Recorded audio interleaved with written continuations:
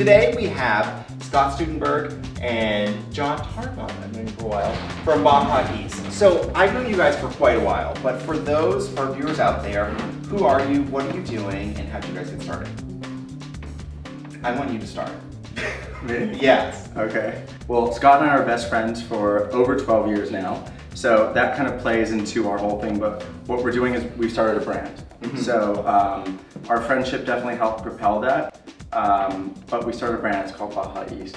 Yeah. And so right now, both of you guys are wearing items from the line, Yes. which you only started under a year ago. 7 months ago. 7 months ago. Correct. So this is kind of like a New York dream. You put your heads together, you start a brand, now all of a sudden you're in the window of Barney's, you're being sold at Maxfield, and people are giving you pretty good reviews.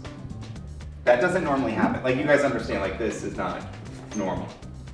Our idea was, well, it was more of like a New York leap in a way. I mean, we didn't know it was going to happen. Well, we both lived in New York forever. John's worked in sales for a really long time. Right.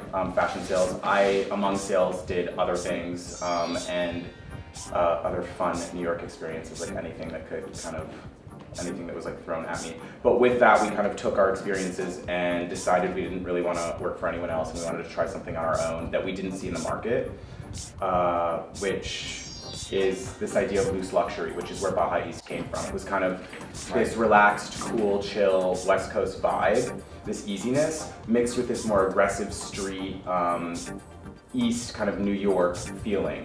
The big thing that also inspired our collection was not only, okay, we have to make a living and we want to do something we love, like the things that drive most of us in our career, but also like most New Yorkers, we look for the big escape from New York. We love to travel, we love to get out of here as much as we love to come back. You know, the point is that collection it's heavily influenced by our travel. It's heavily influenced by the people that we've worked with in our previous jobs. You know, we worked on the sales floor with all of the customers who were buying Celine, Vaughn, Givenchy, and we also worked with all these retailers. So we wanted to mix this whole, you know, our brand story is about mixing our worlds of our career and our personal lives and love for travel. That's how this came about as well. And it seems like you guys understand from your experiences of working at other luxury brands what a New York woman wants. And that is definitely loose luxury. I think it was one of you guys that said, our ideal woman is, or our ideal shopper is someone who would wear this while going to the bodega first thing in the morning. And I think that was about a $13,000 rabbit line parka. Yeah, that was right, and that's true, correct. There's a luxury consumer that she comes in, this is what she does. Tell me. She comes into Barney's and she goes, I have nothing to wear. And she has every collection of every single major designer from the past 10 years and she still has nothing to wear because she's sick of it. She wants something new. Right. And these women, and our collection is ambisex, so it's for men and women. So for when I was referencing, wake up, throw this on over cashmere tunic and go into the bodega, it could have been her boyfriend's Rex line parka that she threw on over his tunic, because that's our whole kind of vibe, is kind of like mixing and matching. We do a lot of like drop shoulders and things so it can go back and forth quite easily. But yeah, she's going to the bodega to go get a kombucha, or like going down to Juice Press, like that's her life. And then she's going to her Tracy Anderson class that's like $800 a month. Can I throw something out there? What if there's no kombucha?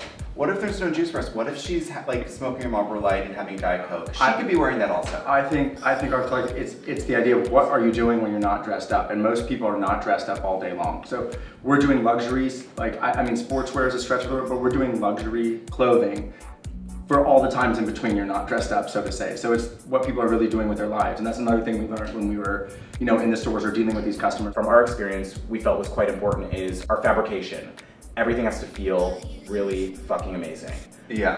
Otherwise, no one's gonna buy it. And you guys, you can't feel, the technology isn't strong enough, so you can't feel the material, but it does actually feel amazing. And this is something that, I mean, the thing in New York is, it's not always about going out. The biggest runway in New York is really, I think, the streets in like the West Village, where you're spying on what everyone's wearing at 8 o'clock, 9 o'clock in the morning. And for us, how cool, like, where we were talking about this idea of our collection going to be more cocktail or evening, like, but you could take that same skirt, that same crew neck sweater, and wear it with jeans, for example, or wear the skirt to the beach, like, and you could literally have 8 pieces, and they become an entire wardrobe, and that's, for us, that's how we really live. We live in the same things. You know, even though we're designing a collection, and a lot of it we design in mind for ourselves, selfishly, but we design to think about what are we actually going to wear on a day-to-day basis, and we think that we know the customer who's going to do the same and looking for those pieces. But because we're designing for both men and women within the same collection, we always are thinking, okay, because John and I have very different styles, so we're always thinking, okay, well, if this is for a woman, where would I wear it? Like, if we're primarily thinking, okay, we're doing a tunic, right? We're doing this tunic, a little bit longer, you know, she'll wear it as her dress, but like, where is a guy wearing it? Like, how is he doing it? So we always have to kind of go back and forth between that because we think it's a really, I mean, that is our brand messaging. Yeah, we put every single piece to that lens. Can a guy wear it? Can a girl wear it? And, you know, where and how and what stores. And we even can go as far as to what stores we know are going to sell what pieces just from our experience, you know. So sometimes even the clients, we like know that we know specifically. Yeah, specifically. Now, I'm addicted to social media, as you guys are as well, and you are both two of my favorite people to follow on Instagram. Both of you, two different personalities, but always a lot of fun. And now Baja East is also on Twitter and Instagram as well. And how has social media affected your brand? Or how do you think it will affect your brand? It scares John. Why is that? Well, social media doesn't scare me, it's more so the idea of brand control. And so I love the idea of owning every single point of your brand and the voice that you're going to share. So for me, I know you can share a voice there, but I don't like the outside feedback coming in, you know? Yeah. I like to be able to control it and let that be.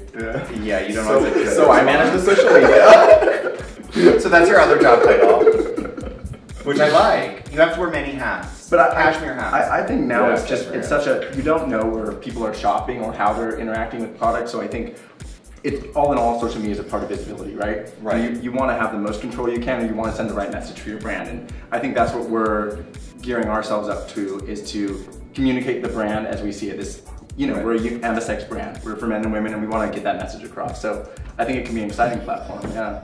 But, you know, it would be better with no outside voices. I know, sometimes you have to listen to the voices in your head or in social media. Sure. So you guys, this was so much fun. I think that's all the time we have for today. Cool. But everybody needs to follow you guys on Twitter and Instagram, and they will be, and I will be tweeting you right after this. And I think that's all the time we have. So I'll see you guys next month. Bye. Thanks, Noah.